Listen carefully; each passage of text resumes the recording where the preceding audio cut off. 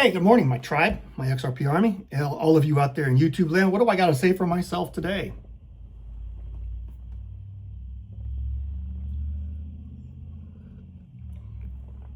Hey, XRP, $100,000 today, please. Don't you know it? So what's going on in the world? A lot of crazy stuff, not necessarily the best either. Over the weekend, Trump threatened to begin destroying Iran's power generating capability. That is not a good thing to even threaten someone. Number one, it's against the Geneva Convention. You can't destroy critical infrastructure that supports the population. And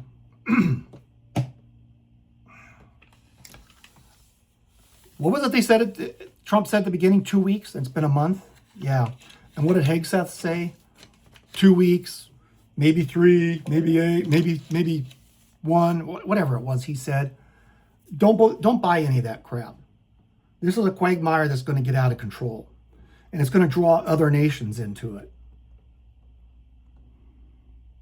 So Trump gave a deadline over the weekend, 48 hours, or he will begin destroying Iran's, essentially their power generation capabilities, their electric grid.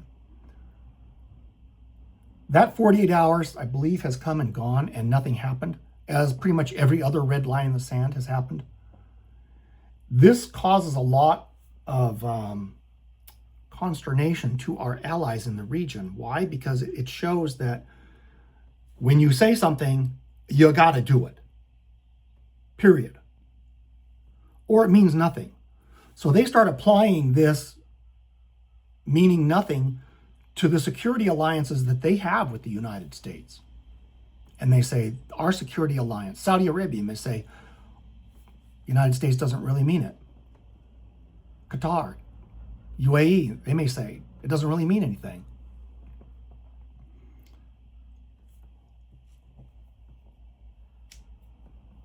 And another thing to note is that the United States stopped bombing Iran, but Israel said, we're just going to keep doing it.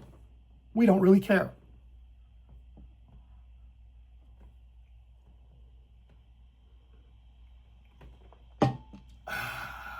That's not good. Why? Because Iran has stated over and over again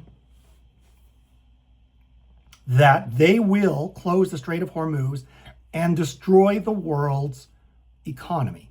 Now, how do you do that? You think, oh, that tiny little country down there, the Middle East, oil. Not just oil, LNG. The world runs on cheap energy. Take away cheap energy. How many families are devastated by doubling their energy costs? And when Brent goes from 100 to 200, and it was, I don't remember what it was, in the 60s before this all started, 60 some dollars a barrel. When it goes to 200, the price of your energy doesn't double from 100 to 200. It triples or quadruples the end cost. The cost to the user, the people who can't turn their furnace on to stay warm in winter. They can't afford the food because the cost of transportation and growing and delivering, all that has quadrupled or quintupled. I can sit back and laugh at it, but most of the world cannot. These things have tremendous ramifications. And the world's economy is very strained without this. How much longer can it go on? Here's an interesting tidbit. A friend of mine said, Lloyd's of London capitulated. Trump just destroyed the London hegemony around the world because Lloyd's of London quit issuing insurance for the Strait of Hormuz. And now we control it. The United States runs it now. I checked, just a simple little check online, and no, Lloyd's of London has never stopped insuring transits for the Strait of Hormuz. The costs have gone up, but they will still insure it. And the conditions of those insurance policies have changed a bit. But you can still get insurance through Lloyd's of London to transit the Strait of Hormuz. Yeah, prices have tripled, quadrupled, as they should, because it's dangerous now, seriously dangerous. You're not like, your drunk captain's going to run an oil tanker aground up in Alaska. These are people actively trying to destroy your ships. So I get why it would go higher. Energy people, and Iran has also said they will destroy clean water. Desalination plants. How long can Saudi Arabia go without its desalination capabilities? I think they desalinate 60% of their water usage. How much can they conserve, cut back on? It could get really tight. Other countries in the region desalinate 80% of their water usage for their cities. They can't sustain that. That's not sustainable. And that's what Iran is that's what they're playing to. How long is it before Japan and South Korea have to become involved because they rely upon energy coming out of that region? I believe it's off that island that is contested right now. Folks, you need to understand how important energy is to the world, specifically electricity. You can't even make gasoline without electricity. And if we shut down the world's energy supply, a huge portion of the world's population goes into danger, into distress. Food shortages. I'm already seeing it where I live. I went into the grocery store last night. We're like, where are all the fresh vegetables? Whole lot of some things and a whole lot of empty shelves when it came to fresh produce. The prepackaged items are going to begin to get scarce, but they will happen after the fresh. My understanding is, what country was it? I don't remember now. What country was it that grounded its flights due to lack of fuel? They just told people, stay home. You're not going anywhere. We can't get the fuel, the jet fuel, to run our aviation fleet. There are real problems coming. Going to visit grandma on the other side of the country on a jet airplane isn't one of those problems. Importing food, fresh fruits come via aviation, ladies and gentlemen.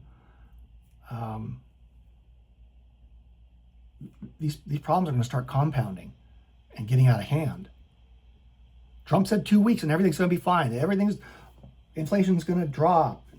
Price of gas is going to drop, and all this stuff is going to be wonderful in 2 weeks. It's been 4, and it's just getting worse. These things don't fix themselves overnight. It's going to get out of control. Start protecting your family. Cut back on costs because inflation is going to run rampant. Why? Because governments are going to start printing money. Because things are going to get more expensive because they're scarce. Cut back on your expenses. Stock up on durable goods. Rice, beans, they'll last a long time. If you freeze rice to kill the weevils and the larvae that are in there, it'll last decades. It's cheap. You don't want to live off of rice, but it can augment it. It can be 50% of your diet, and the rest is whatever it is you have. Fish, meat, vegetables. You got half your food situation squared away. Beans, lentils.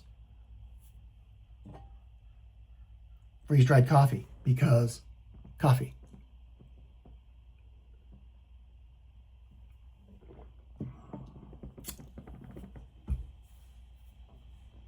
What happens when there's gas rationing? I'm old enough to remember the lines outside the gas stations. And here in California, I believe they were also every other day. I think it had to do with your license plate, either the beginning or the end, whether you had an odd or an even number. That's the day you could gas up. And I think you were limited to the amount of gas you could buy too. That's what happens when there's, I believe, that the 1970s gas shortage was contrived to drive the prices up. I remember the governor at the time, even though I was just a kid, watching TV, him flying in a Jet Ranger over the oil fields, and all the tanks were full. They have collapsible roofs to keep the air, the fumes down, because the fumes are what cause fires and explosions. So the roofs go down to keep the up and down. They go up and down with the level of the tank.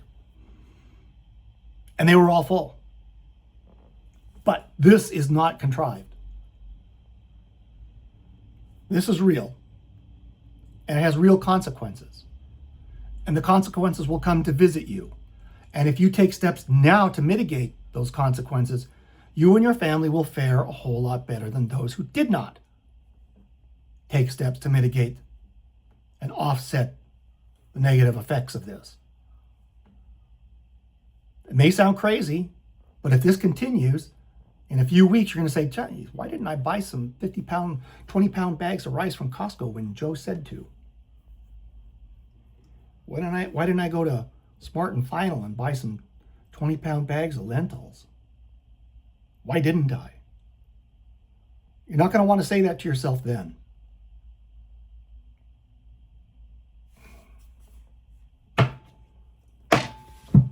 Oops.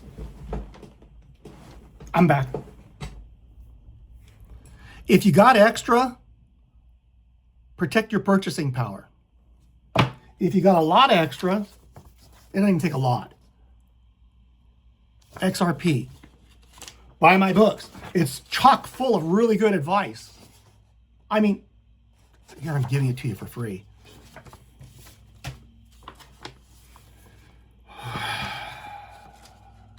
Ladies and gentlemen, life is not linear.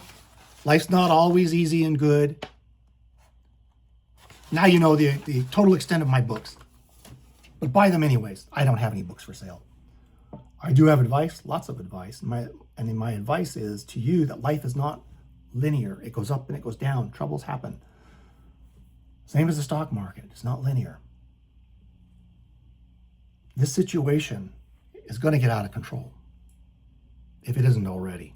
By a lot of landmarks, it is out of control. Get your house in order and get prepared. I'm not saying go out and buy a generator,